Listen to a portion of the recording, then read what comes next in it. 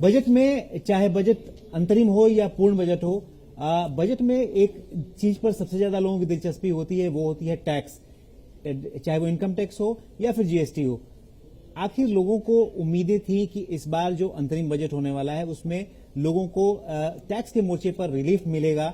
आखिर इस बार बजट में ऐसा क्यों नहीं हुआ या कब होगा, इस बारे में समझने के लिए हमारे साथ दो खास मेहमान हैं। हमारे साथ सीबीडीटी चेयरमैन है और सीबीआईसी चेयरमैन है। दोनों लोग, आप लोगों का बहुत बहुत स्वागत सर।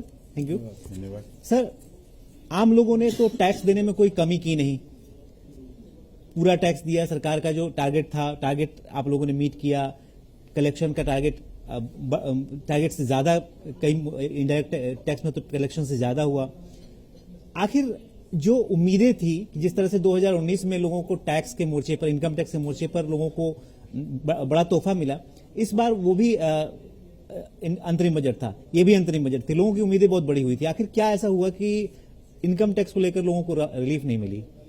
आप रिकलेक्ट करेंगे लास्ट ईयर का बजट, जिसमें कि जो इंडिविजुअल टैक्स पेयर है, करदाता है, उसके लिए न्यू टैक्स रेजीम को स्वीटन किया गया था।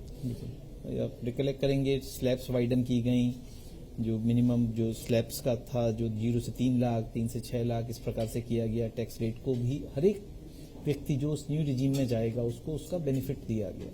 चाहे सरचार्ज हो, जो सरचार्ज को घटा के 25% पे लाया गया। तो इस प्रकार के जो चेंज किए गए और जिससे सब करदाताओं को फायदा इस चालू साल में हो रहा है, वो पिछले वर्ष ही कर दिया गया था और काफी इलेबोरेट वे में किया गया था। स्टैंडर्ड डिडक्शन भी दिया गया था सैलरी टैक्स पेयर के लिए न्यू रिजीम में। जो लीव सैलरी होती है उसके एग्जम्पशन को भी बढ़ा दिया गया था। तो जो काफी कार्य पिछले बजट में ही हम लोगों ने किया, और इसलिए इस समय ऐसी आवश्यकता कोई नहीं थी कि उसको क्या ट्वीक किया जाए, उसको कुछ चेंज किया जाए। डिमांड्स हमेशा आती रहती हैं।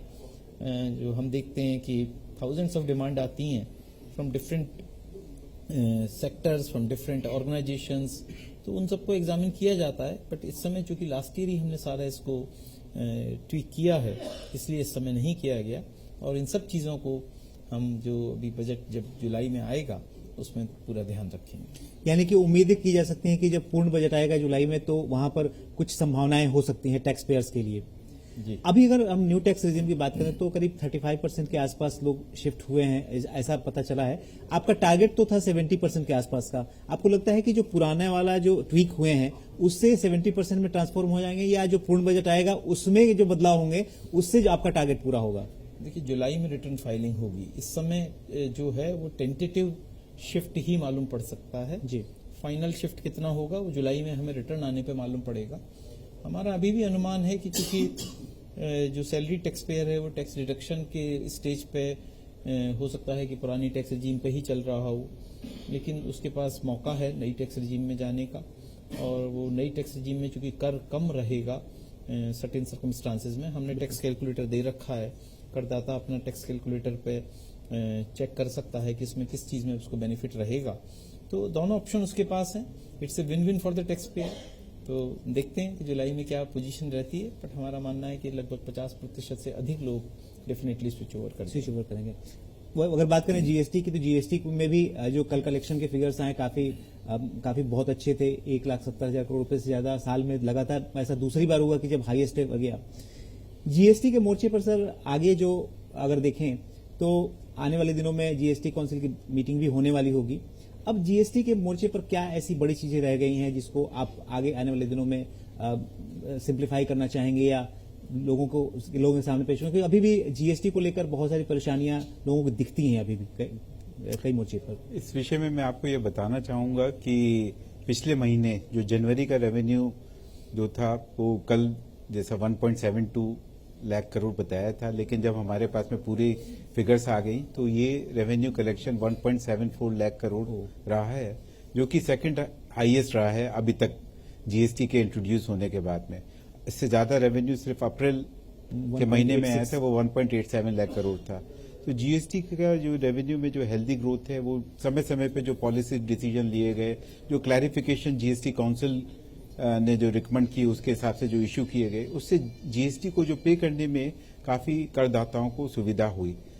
जहां तक जीएसटी में और सुधार की बात है तो जीएसटी काउंसिल ने एक जीओएम जो ग्रुप ऑफ मिनिस्टर्स की एक कमेटी कॉन्स्टिट्यूट करी, उसको फिर बाद में रीकॉन्स्टिट्यूट भी किया गया। वो रेट स्ट्रक्चर को एग्जामिन कर रही है और रेट रेशनलाइजेशन के बारे में अपनी रिकमेंडेशन देगी। वो जब जीएसटी काउंसिल में जाएंगी उसके बाद में रेट रेशनलाइजेशन पे काम होगा। वो भी एक काफी बड़ा अपने आप में कार्य है और उससे जीएसटी में फर्दर सुधार आएंगे।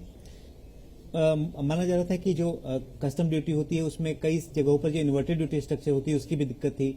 डीपीआईटी की तरफ से रिकमेंडेशन आई थी बहुत सारे आइटम्स पे कि ये अनोमली है, उसको करेक्ट किया जाए। वो पाइपलाइन में है। अभी आपके पास कुछ आइटम्स हैं जिसमें आने वाले दिनों में हम करेक्शन की उम्मीद कर सकते हैं। इन्वर्टेड ड्यूटी जहां पर स्ट्रक्चर की दिक्कत है, फुटवेयर सेक्टर है, टेक्सटाइल है, बहुत सारे सेक्टर्स हैं, इंजीनियरिंग गुड्स हैं, ऐसे सेक्टर्स हैं। कस्टम में ये हमेशा एक ऑनगोइंग एक्सरसाइज रहती है कि कहीं पे, क्योंकि जो आप किसी एक इंडस्ट्री के लिए रॉ मटेरियल है वो दूसरी इंडस्ट्री के लिए वो फाइनल प्रोडक्ट होता है जो कि उसको सप्लाई करती है। तो ये हमें बड़े ध्यान से देखना पड़ता है कि जो रॉ मटेरियल्स हैं उस पे और फाइनल प्रोडक्ट में कोई ऐसा ड्यूटी स्ट्रक्चर ना हो कि रॉ मटेरियल पे कस्टम ड्यूटी ज्यादा हो और फाइनल प्रोडक्ट पे कम हो। क्योंकि हम इंडिया में मेक इन इंडिया या आत्मनिर्भर भारत में कंट्री में मैन्युफैक्चरिंग को बढ़ावा देना चाहते हैं, तो नॉर्मली ड्यूटी स्ट्रक्चर कस्टम में ऐसा रखा जाता है कि रॉ मटेरियल पे ड्यूटी कम रहे, फाइनल प्रोडक्ट पे ज्यादा रहे।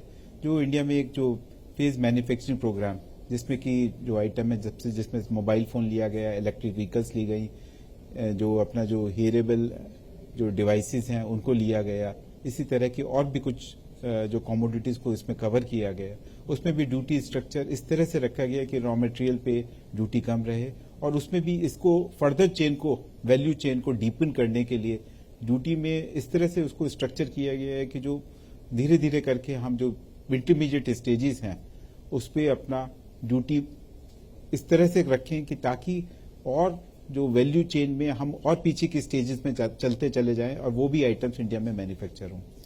आपको सर, आपके डिपार्टमेंट को बधाई देना चाहेंगे कि लीगेसी केसेस को लेकर आपने बड़ा कदम उठाया, बड़ा दिल दिखाया कि करीब जो 25,000 और 10,000 से के नीचे वाले जितने भी मामले थे उसको आपने विथड्रॉ कर लिया।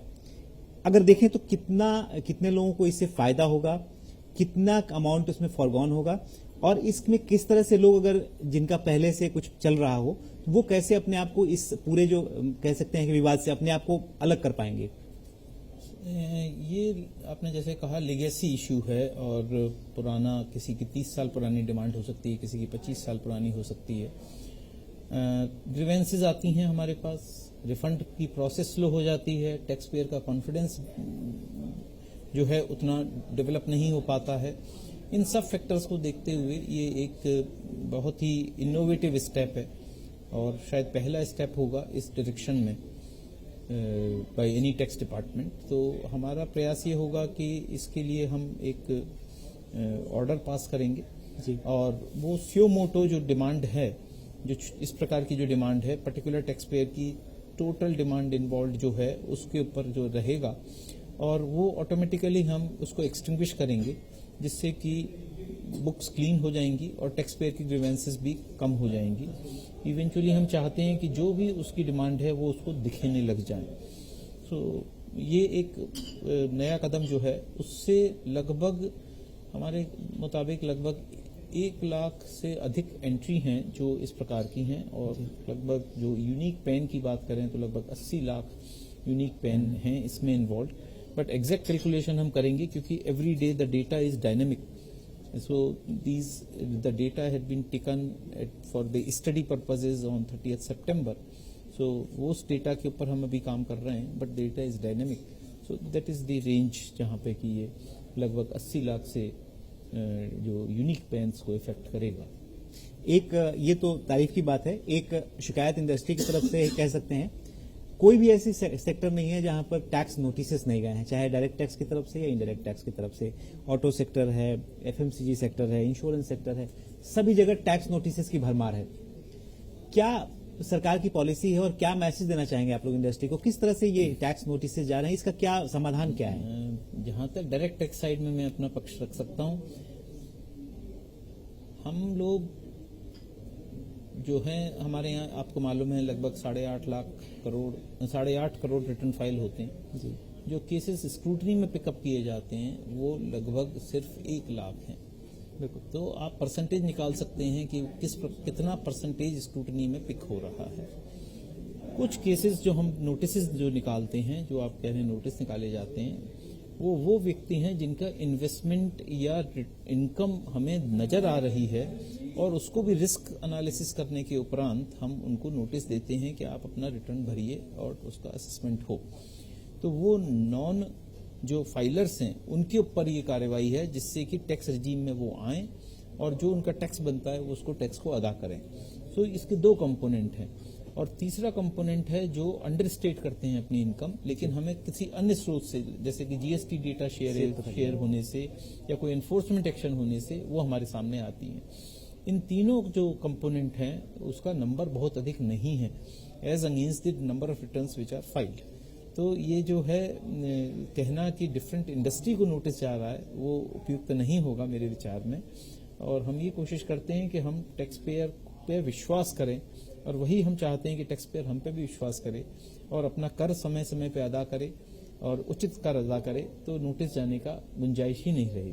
सर, जीएसटी में भी एक के बाद एक सेक्टर पर लगातार नोटिस जा रहे हैं, आप क्या कहना चाहेंगे सर? मैं नोटिस के बारे में ये कहना चाहूंगा कि अभी रिसेंटली जो नोटिस को देने के लिए जो समय सीमा है 17-18 के लिए या 18-19 के लिए, वो पूरी होने जा रही थी। तो इसलिए जो भी रिटर्न्स अपना जो स्क्रूटनी में लिए गए या फिर जो ऑडिट के लिए सेलेक्ट हुए थे उस पर नोटिस दिए गए हैं।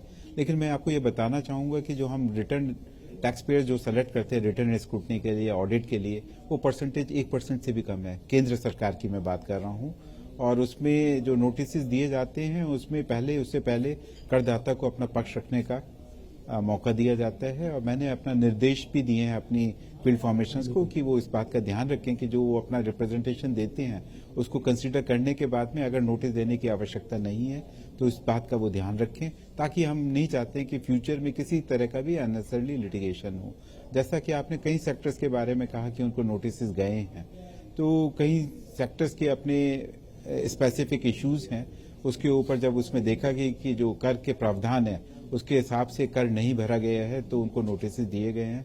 कुछ जगह पे ये उस पर्टिकुलर सेक्टर ने रिप्रेजेंटेशन भी किए गए हैं, वो रिप्रेजेंटेशन एग्जामिन भी हो रहे हैं और ड्यू कोर्स में वो जीएसटी काउंसिल के सामने लिए जाएंगे। अल्टीमेटली जीएसटी काउंसिल उस पर अपना निर्णय लेगी। सर, आखिरी सवाल आपसे पूछना चाहूंगा, कैपिटल गेन टैक्स के तो सिंप्लीफिकेशन को लेकर लंबी समय से बातचीत चल रही है, 2 साल से बातचीत चल रही है, वो बातचीत कहां तक पहुंची हुई है और क्या जब पूर्ण बजट आएगा तो हम उम्मीद कर सकते हैं कि कुछ सिंप्लीफिकेशन की तरफ से आगे बढ़ेंगे? हम अध्ययन कर सकते हैं, हम एग्जामिन कर सकते हैं, पॉसिबिलिटीज निकाल सकते हैं किस प्रकार से इसको स्ट्रक्चर किया जाए। बड़ा कॉम्प्लेक्स है क्योंकि एसेट क्लास अलग अलग हैं, होल्डिंग पीरियड भी अलग अलग हैं, टैक्स की रेट जिसके ऊपर वो टैक्स चार्ज किया जाएगा वो अलग अलग हैं।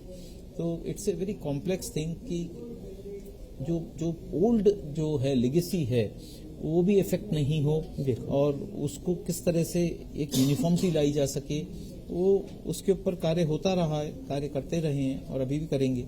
तो लेट अस सी हम कहाँ पे पहुंच पाते हैं जब रेगुलर बजट आएगा।